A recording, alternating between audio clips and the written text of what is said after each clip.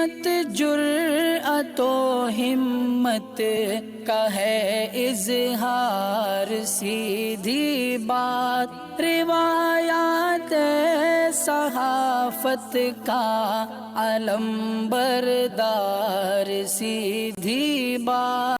नाज़रीन गिरामी अस्सलामु अलैकुम वरहमतुल्लाहि वबरकातुहू। सीधी बात के ताज़ा तरीन प्राइम टाइम में आप लोगों का इस्तकबाल है। नाज़रीन गिरामी मैं अंसार अज़ीज़ नदवी इस वक्त आप लोगों के सामने कुछ अहम तरीन ख़बरें, कुछ वायरल वीडियोस और कुछ तनक़ीदी तज़्ज़िये लेकर के हाजिर हुआ। नाज़रीन गिरामी मैं आपको बताऊँगा कि किस तरह लव जिहाद के नाम पर 4 मुस्लिम तलबा पर हमला होता है। पुलिस हमलावर बजरंग दलियों के ख़िलाफ़ मामला दर्ज करने के मुसलमानों के ख़िलाफ़ ही मामला दर्ज करती है। तारीख़ अगर मस्ख़ करके उसको अलग अंदाज में पेश करना है तो फिर आपको बीजेपी लीडरान से सीखना होगा कि क्या कुछ हो रहा है। क्या आप इस बात को यकीन करेंगे कि महात्मा गांधी ने सावरकर से कहा था कि आप माफ़ी मांगो अंग्रेज़ों से? आप माने ना माने लेकिन अंग्रेज़ बीजेपी लीडरान नहीं मानते। वो भी सुनाऊंगा। मदरसे के टीचर ने एक बच्ची से रेप करने की खबर आ रही है। मदरसे वाले होशियार हो जाएं, असातिज़ा को रखने से पहले 100 बार सोचें। इसके अलावा भी तुर्की को लेकर कि तुर्की ने क्या अफ़गानिस्तान में मुहाजिरीन को लेकर के बयान जारी किया है एर्दोगान ने, और वैसी ने क्या जवाब दिया है सावरकर को हीरो करार दिए जाने की बात को लेकर के। किस तरह से 3 घरों को बीबीएमपी ने बेंगलुरु में गिरा दिया है। तेज और तेजस्वी यादव के दरमियान में जो लड़ाई जारी है उससे आरजेडी को बहुत बड़ा नुकसान होता है, तबसरे सामने आ रहे हैं। और भी बहुत सारी चीज़ें नाज़रीन गिरामी जो आप लोगों के सामने रखना है। उससे पहले आप लोगों से दरख्वास्त है कि जिन अहबाब ने हमारे चैनल को सब्सक्राइब नहीं किया है कर लें। हमारे इन वीडियोस को दूसरों तक फैलाने में हमारी मदद करें। लिंक को शेयर करें। इदारे की मजबूती नाज़रीन गिरामी में आप लोगों की मजबूती है, उसकी तफसीलात नीचे दी जा रही हैं।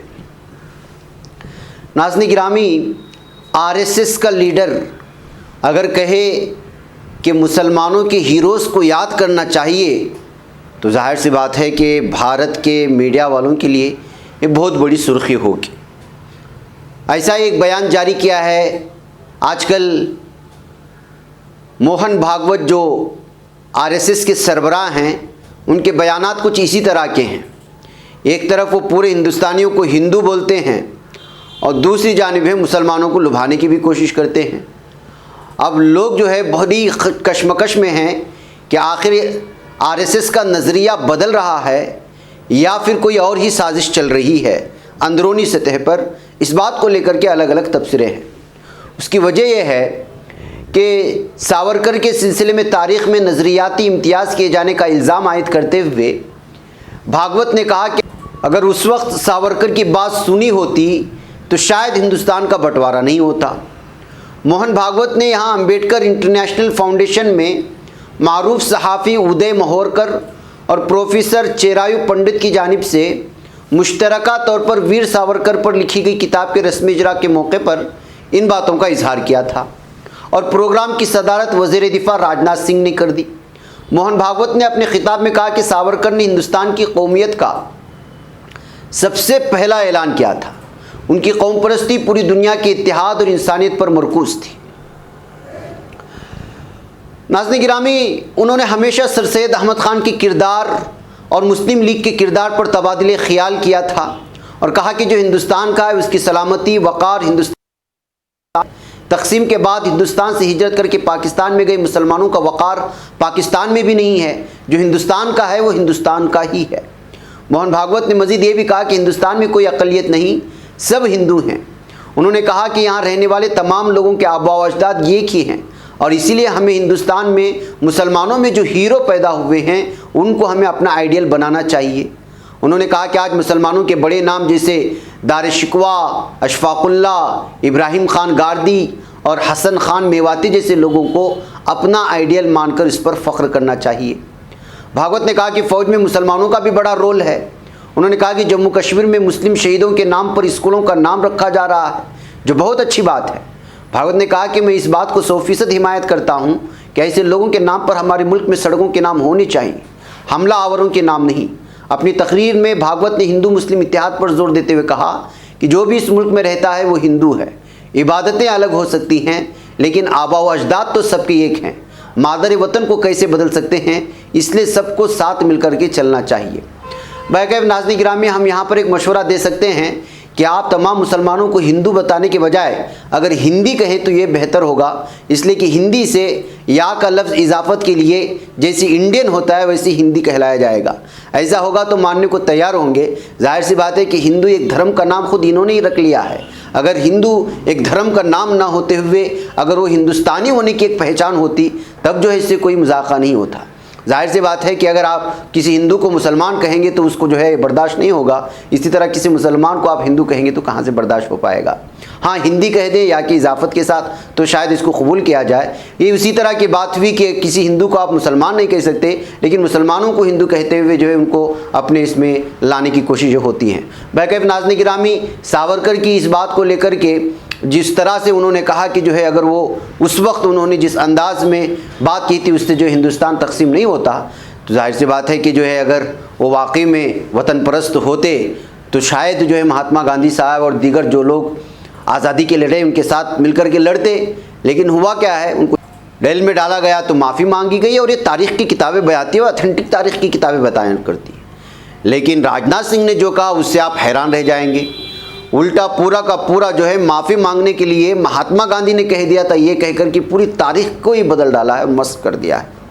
आइए वो क्या कह रहे हैं सुन लेते हैं। वीडियो भी आई है ANI के हवाले से आप अंदाज़ा लगाएं कि इस वक्त सावरकर को हीरो बना करके पूरे भारत में पेश करके महात्मा गांधी की जगह पर सावरकर की तस्वीर और उनके मुजस्समे बनाने की जिस अंदाज में साजिशें चल रही हैं, इससे आप अंदाज़ा लगा सकते हैं इन किताबों से। और लगातार सावरकर की तारीख़ पर जिस अंदाज में किताबें लिखी जा रही हैं, अलग अलग तर्ज पर उनकी सोच को लेकर के, उनकी तर्ज ज़िंदगी को लेकर के, और वो भी बड़े बड़े सहाफ़ी और बड़े बड़े अपने जो है अपने आप को जो हिस्ट्री से वाबस्ता प्रोफेसर्स कहते हैं उनके हाथों से लिखी जा रही हैं किताबें लिखी जा रही हैं या फिर लिखाई जा रही हैं, इसका तो हमें पता नहीं है। मुमकिन है ज़्यादा हो कि लिखाई जा रही हों, इसलिए कि तारीख़ जो बदल ली जा रही है उस तारीख़ के बदले जाने में तारीख़ी किताबों का जो है बहुत ज़्यादा हवाला भी दिया जाता है। अब उसी हवाले को बदलने के लिए ये सारी साजिशें हो रही हैं। यही वजह है कि असदुद्दीन ओवैसी ने भी कह दिया कि कुछ ही दिनों में पूरी तरह से जो है बाबा कौम बना दिया जाएगा सावरकर को। इसलिए उन्होंने आड़े हाथ भी लिया जब से सावरकर के बारे में राजनाथ सिंह का और मोहन भागवत का ये बयान आया है। राजनाथ सिंह ने क्या कहा इस बात को आप सुन लें, आप अंदाज़ा लगाएं कि किस तर्ज से जो है गहराई के साथ इस वक्त साजिशें हो रही हैं सावरकर को महात्मा गांधी की जगह देने के लिए। और सावरकर के खिलाफ झूठ फैलाया गया। बार बार यह बात कही गई कि उन्होंने अंग्रेजी सरकार के सामने अनेकों मर्सी पिटीशन फाइल की, लेकिन सच्चाई है कि मर्सी पिटीशन उन्होंने अपने को रिहा किए जाने के लिए नहीं फाइल की थी। सामान्यतः जो एक कैदी को पूरा अधिकार होता है कि मर्सी पिटीशन फाइल करना चाहे तो वह कर सकता है। महात्मा गांधी ने उन्हें कहा था कि आप मर्सी पिटीशन फाइल करो। महात्मा गांधी के कहने पर उन्होंने मर्सी पिटीशन फाइल की थी और महात्मा गांधी ने अपनी तरफ से ये अपील की थी। उन्होंने कहा था यदि सावरकर जी को रिहा किया जाना चाहिए, जैसे हम शांतिपूर्ण तरीके से आज़ादी हासिल करने के लिए आंदोलन चला रहे हैं, वैसे ही सावरकर जी भी आंदोलन चलाएंगे। यह बात महात्मा गांधी जी ने कही थी, लेकिन उनको बदनाम करने के लिए इस प्रकार की कोशिश की जाती है कि मर्सी पिटीशन फाइल की थी, उन्होंने क्षमा याचना मांगी थी, अपनी रिहाई की बात कही थी। यह सब सारी बातें बेबुनियाद और गलत हैं। बैकअप नाज़रीन गिरामी, आइए आगे बढ़ते हैं और चलते हैं इंदौर। मध्य प्रदेश में आजकल बहुत ही ज़्यादा हिंदुत्वा ठग, हिंदुत्वा दहशतगर्द, हिंदुत्वा कारकुनान मुसलमानों को निशाना बना रहे हैं। यहाँ पर एक मशहूर कॉलेज के एक प्रोग्राम में जो इंदौर में है, वहाँ पर यहाँ के 4 तलबा को लव जिहाद का इल्ज़ाम लगाते हुए गिरफ्तार कर लिया गया है। और इससे पहले ही बजरंग दल ने इन पर हमला करके उनको ज़ख्मी करने के बाद पुलिस के हवाले किया था। जिन लोगों ने लव जिहाद का नाम लगा करके तलबा पर मारा, उन गुंडों को, दहशतगर्दों को पुलिस ने छोड़ दिया और गिरफ्तार किया। तो किन लोगों पर? जिन लोगों पर कारकुनान ने इल्ज़ाम लगाया है कि लव जिहाद कर रहे हैं। ऑक्सफोर्ड कॉलेज में ये मामला पेश आया है, जहाँ पर अदनान शाह, मोहम्मद उमर, अब्दुल कादिर और सैयद शकील नामी शख्स को जो है इस वक्त जो है इनको मारा गया, इन पर हमला किया गया और बताया गया कि ये लव जिहाद कर रहे हैं। और फिर उसके बाद जो है पुलिस के हवाले किया गया। पुलिस ने इनको गिरफ्तार किया तो बाद में 50,000 के बॉन्ड पेपर पर जो इनको ज़मानत भी मिल गई। लेकिन इस खबर से आप साफ तौर पर क्या पैगाम जा रहा है आप अंदाज़ा लगा सकते हैं नाज़रीन गिरामी कि जो है एक तो ये बजरंग दल के गुंडे मारते हैं पीटते हैं, इन पर इक़दाम कत्ल का केस दर्ज होना चाहिए, लेकिन पुलिस वो कार्रवाई नहीं करती। जो खामोश रहते हैं, जो मजलूम होते हैं, उन्हीं के खिलाफ मामला भी दर्ज, उनके खिलाफ कार्रवाई भी करते हैं। इसी को लेकर के जो है इस वक्त ये मामला सामने आया है। बजरंग दल के गुंडे मज़कूरा कॉलेज में ज़बरदस्ती घुस कर के वहाँ पर जो है हंगामा मचाया था, जबकि होना ये चाहिए था कि शांति में भंग डालने के लिए इन लोगों के खिलाफ कार्रवाई होती। बताया जा रहा है कि जो है इस कॉलेज के ज़िम्मेदारान के ताल्लुकात भी इसी तरह के लोगों से है, जिसकी वजह से भी ये सारे मामला सामने आए हैं। बैकअप नाज़रीन गिरामी देखते हैं कि क्या मामला है। नाज़रीन गिरामी, यूपी के 2 इलाकों में एक दलित खातून के साथ और एक छोटी सी बच्ची के साथ गैंग रेप की जो वारदात आई हैं, उसमें जो ध्यान मुझे आपकी जानिब खींचना है वो एक मदरसे के टीचर की जानिब से की गई एक रेप है। पहली तो खबर यह है कि उत्तर प्रदेश के गौतम बुद्ध नगर ज़िले के जेवर इलाके में एक 55 साल दलित खातून के साथ मुबैना तौर पर हुए गैंग रेप को लेकर अपोजिशन बीएसपी और कांग्रेस ने सिर्फ सरकार को निशाना बनाया, बल्कि कसूरवारों के खिलाफ कड़ी कार्रवाई की मांग भी की है। पुलिस के अफसरों ने सोमवार को बताया कि इतवार 10 अक्टूबर को पेश आए इस मामले में अभी तक सिर्फ एक मुलजिम देवदत्त उर्फ देबू को गिरफ्तार किया गया। वहीं पुलिस ने एक दूसरे मतलूबा मुलजिम पर 25,000 रुपये का इनाम भी रखा है। ये बात हुई उत्तर प्रदेश के गौतम बुद्ध नगर ज़िले की, जहां पर 55 साल दलित खातून के साथ ये ज़्यादती हुई। और यूपी का ये क्राइम आप अंदाज़ा लगा सकते हैं किस तरह दलितों को निशाना बनाया जा रहा है। और सबसे ज़्यादा अफसोसनाक खबर मेरे लिए और आपके लिए बिलखुसूस मदरसे से वाबस्ता लोगों के लिए खबर आ रही है कि यूपी के एक इलाके में एक मदरसे के टीचर ने 7 साल बच्ची के साथ जो है वो ज़्यादती की है। इसको लेकर के जो है खबरें शाये हो रही हैं यहाँ के हिंदी अखबारात में, और लगातार मदरसों को निशाना बनाया जा रहा है, मदरसे के टीचर्स को। उत्तर प्रदेश के संत कबीर नगर ज़िले के मेहदावल थाने में एक मदरसा टीचर के ज़रिए सोमवार को मुबैना तौर पर 7 साल बच्ची से रेप किए जाने का मामला सामने आया। पुलिस ने सोमवार को ये जानकारी दी और मुलजिम टीचर के खिलाफ रेप और पॉक्सो एक्ट के तहत मामला दर्ज किया, लेकिन मदरसा टीचर अभी भी फरार बताया जा रहा है। इसकी पहचान सिद्धार्थ नगर ज़िले के मुश्ताक के तौर पर हुई है और हाल ही में उसकी मदरसे में बहाली हुई थी। नाज़रीन गिरामी, आपको क्या बताएं, 2 बहन भाई पढ़ते थे यहाँ पर, भाई को उसने दुकान भेज दिया और 7 साल बच्ची बाहर रहेगी तो उसके साथ ये ज़्यादती उसने की। इसलिए मैं कहता हूँ कि जो है मदारिस में असातिज़ा को रखने से पहले भी उसकी माजी वगैरह छानबीन कर लिया करें। जब मदरसे के असातिज़ा के तौर पर इस तरह की खबरें आएंगी तो आप अंदाज़ा लगाएं कि जो है जहान में क्या मुँह लगाने के लायक रह जाएंगे। वो तो अच्छा हुआ कि आजकल जो है किसानों का मामला सुर्खियों में छाया हुआ है। बसूरत दीगर इस मामले को दिखाकर कि इतनी पिटाई होती मुसलमानों की और मदरसे की कि आप अंदाज़ा नहीं लगा सकते। बैकअप नाज़रीन गिरामी, आइए अगली खबर की जानिब बढ़ते हैं।